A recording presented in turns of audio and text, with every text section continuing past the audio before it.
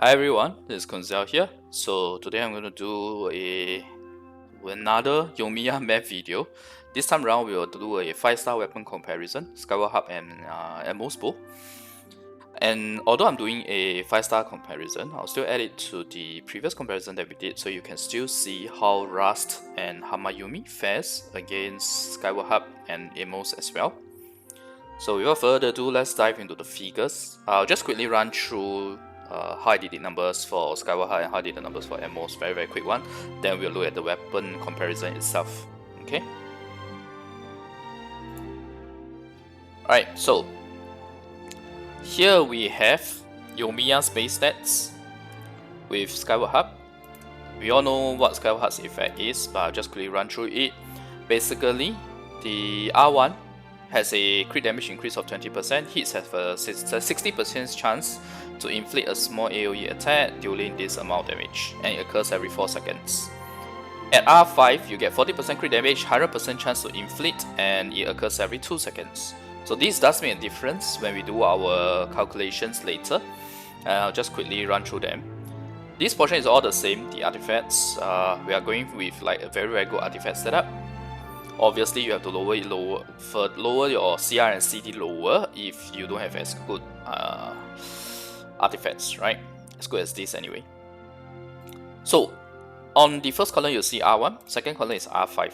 I have to do it this way because of the way my template is. It's just easier for me to do it this way for Skyward Harp only, just for Skyward Harp. Right, so for Skyward Harp, since R5 gives us an additional crit damage, we are going to target an even higher crit damage here, because we should keep the artifact effect the same. I know people always say that, oh, you have crit rate and crit damage on the weapon, so it's easier to build around the artifacts. Yeah, right, that's true, but you should be aiming for a higher crit damage or higher CR's target, if that's the case. Okay? Why neuter yourself? So anyway, these are the figures. I'm going to just jump straight into the attack cycle here, because for Skyward Harp, we have to compare based on attack cycle in order to take into effect its weapon effect, the AoE proc. So basically, Skyward AoE will trigger once for R1. If within the 3 seconds, we assume that the 60% chance does Keqing at least once. For R5, since it's a 100% chance, within 3 seconds, you're able to get it to Keqing twice, on your very first hit and 2 seconds after. So this is the type of damage you get on Skyward Harp. Okay, C0R1 is 82.5k, C0R5 is 93k. So as you go higher in Constellations, you deal more damage. This is if we assume that her Yoimiya's elemental skill is not separate damage modifier. If it is, then we are looking at these two damage figures here, 101k in 3 seconds and 114k in 3 seconds with Skyward Harp. So not too shabby if you ask me. And C3 does a very nice number as well. But that's to be expected. We all know that Skyward Harp is like, before Thundering Pulse, Skyward Harp is like the most broken bow, right? Because it gives CI, it gives CD. It has a high base stat, base attack, highest base attack, in fact, 674 at level 19. So this is all Skyward Harp. Now let's go look at Amos Bow. So Amos Bow itself, I have to say this, in terms of our calculation here, because of the way auto attacks work with bows, I am going to just assume that the damage dealt here only increases by 1 stack, which is the increase further by 8% every 0.1 second. No. Right, now let me just do this so you guys can see. So R1 increases normal attack and charge attack by 12%. You get an additional 8% every 0.1 seconds. So every 0.1 second, up to a max of 5. So in other words, if once you unleash your arrow, if it only hits the opponent 0.5 seconds later, you get a full stack. But when it comes to normal auto attack, and especially how fast Yoimiya is firing her attacks, you're not going to be able to fully utilize Amos effect. In the first place, this effect is really meant for charge attack. So in my calculations, we are just going to assume that we only get 1 stack of the Amos, which is 8% plus 12, you get 20%. R5, you get 24 plus 16, 40%. So it's 20 and 40%. So kind of like a lower version of Rust and Thundering Pulse, like half the amount of damage boost. But in return, you do get a nice amount of attack percent substat. So let me just move this back a little, and we will talk about the artifacts. So you'll see that I keep things constant by ensuring that the artifact rows, you will always have 4 rows that can go wrong.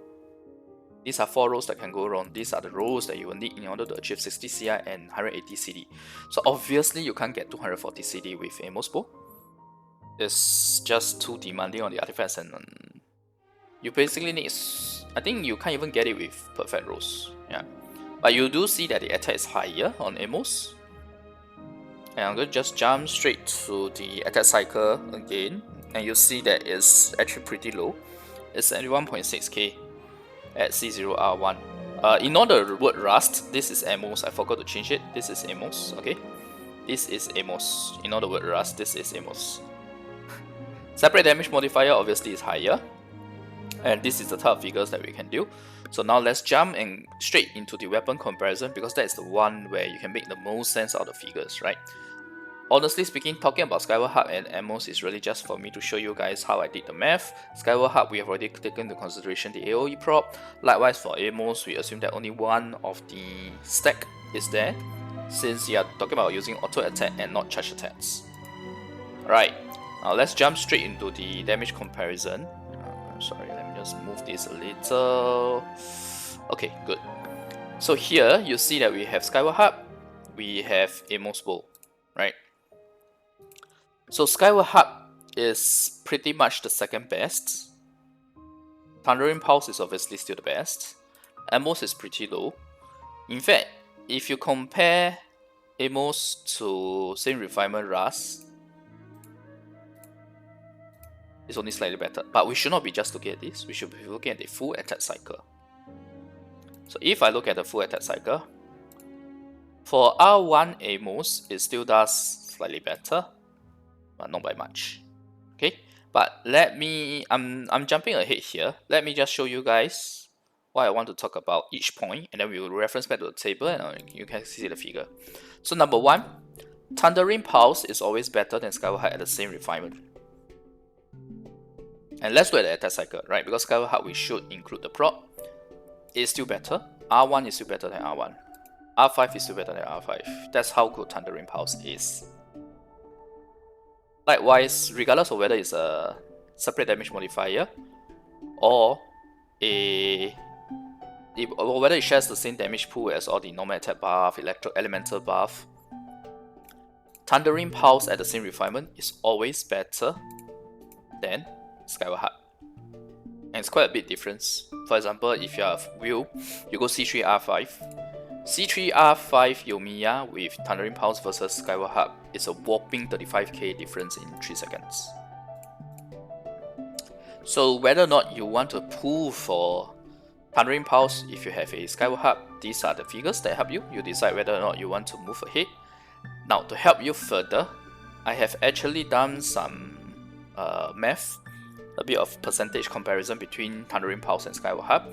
I did not do for Amos Bow because Amos Bow is kind of like, it's thrown there so that you guys see how the damage is like. But obviously, it's not meant for a normal attack build. Okay, so let me just show the percentage difference figures. Alright, so you see here there's one new column here, percentage difference. This is the difference between Thundering Pulse and Skyward Harp. You'll notice that when you go R5, the difference is even bigger. And that's actually one of the points that I will address here, which is the fact that Thundering actually gets substantially better than Skyward Harp as your refinements go higher.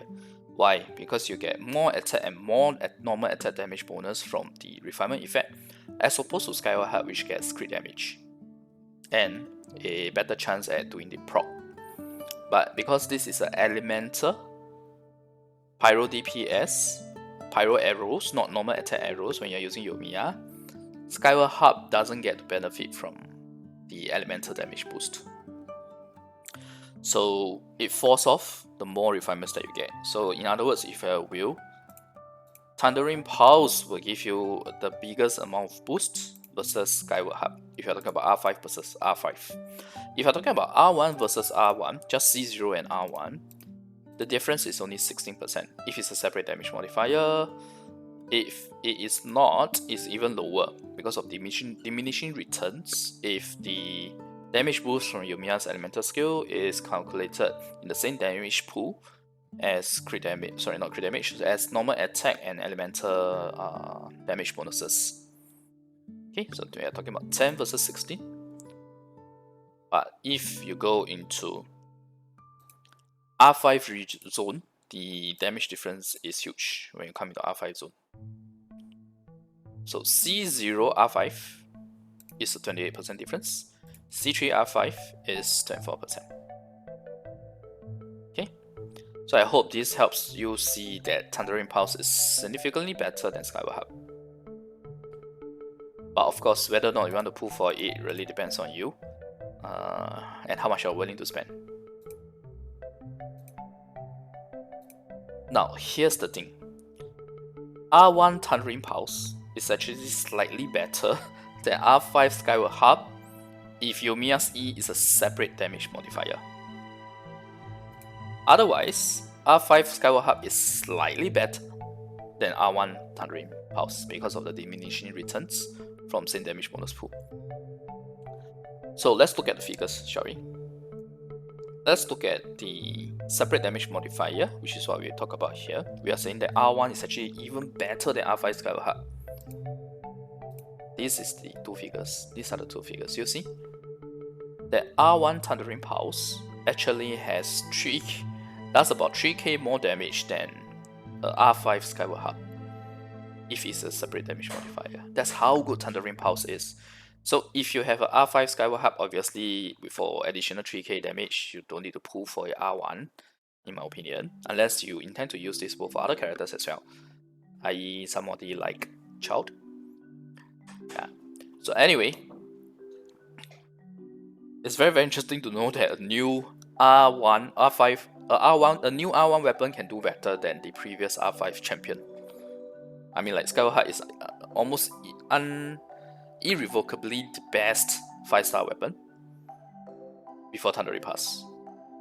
Of course, Thundering Pulse has its caveat, it has its conditions, and it doesn't fit every single character. But as of now, I think it will work on Fisher, it will work on Child, it will work on Yoimiya.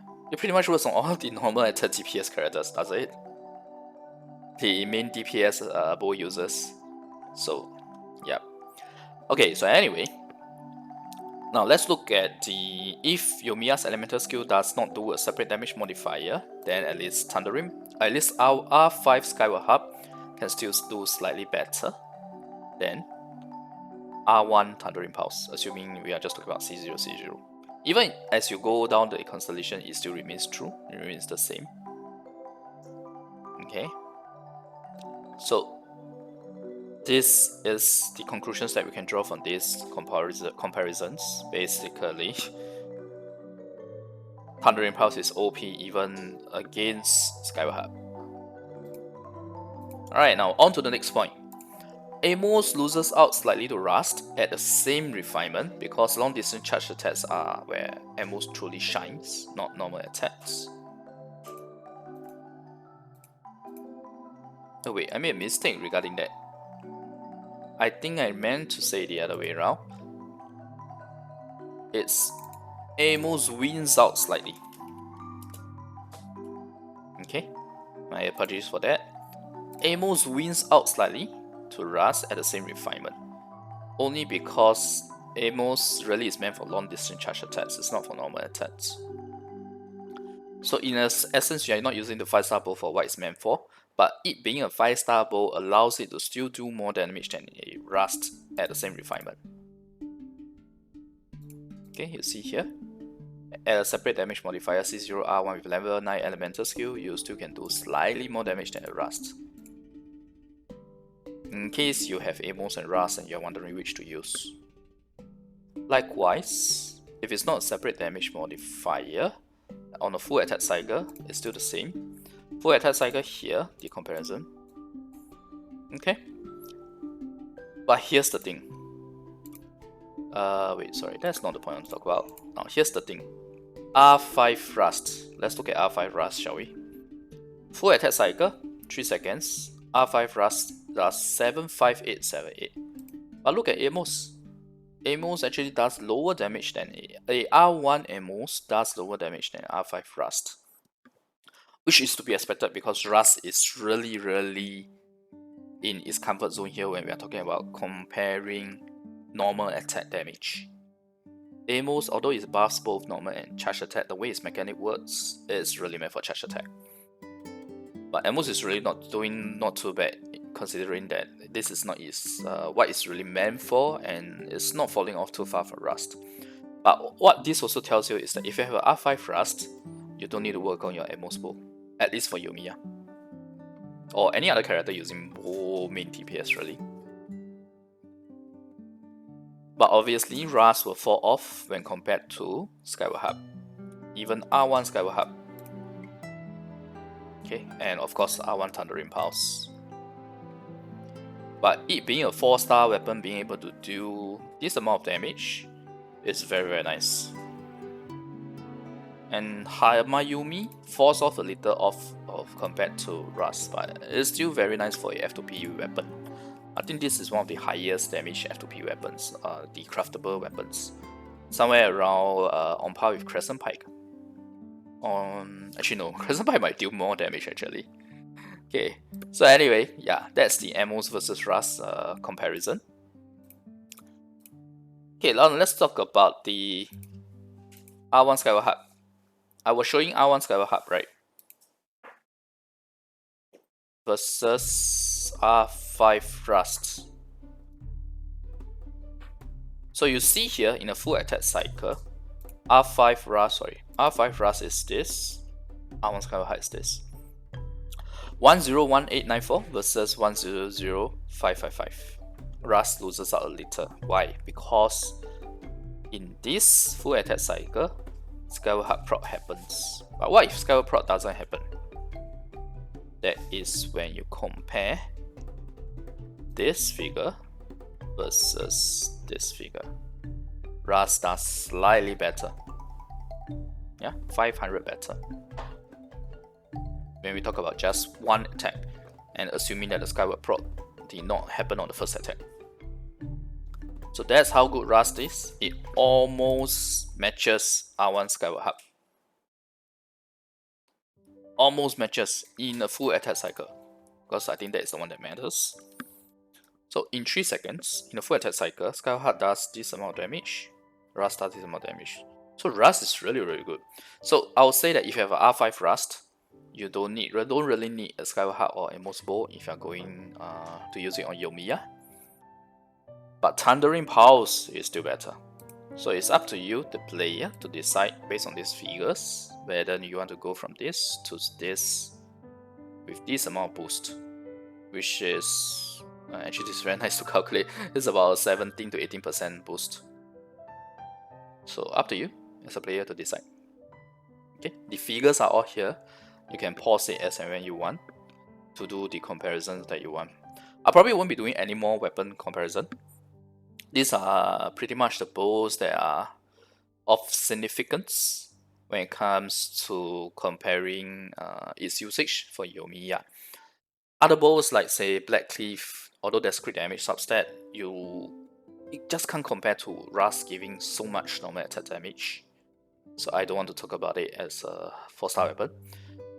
4-star weapons, we already have Rust and Hamayumi here. These are really the two options you should go for. Okay, it's really between these two. And 5-star, obviously, Thundering Pulse is the best. But if you already have an R5 Skyward Harp, again, the figures are here. You decide whether or not you want to go for Thundering Pulse. It's only slightly better than R5 Skyward Harp, but at R1, when it's R5 versus R5, whoa, huge difference. Alright, so anyway, that's all the points I have for this weapon comparison video.